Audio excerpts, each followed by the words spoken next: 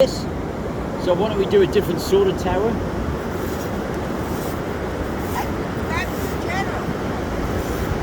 I beg your pardon? Did I subscribe to your channel? Yeah, thank you. Yeah. There you go, a new subscriber, look, right there.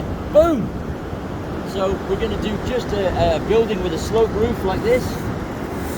So we've got spires that are here, here, and then here.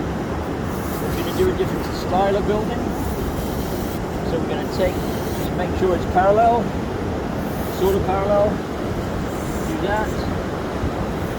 When you're cutting from the sides, cut in from the side, stop, and then cut in from the side. Because if you try and do this, you'll break the edge off.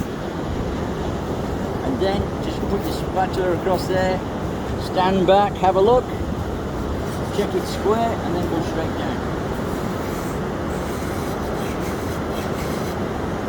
So then you've got a different style of building.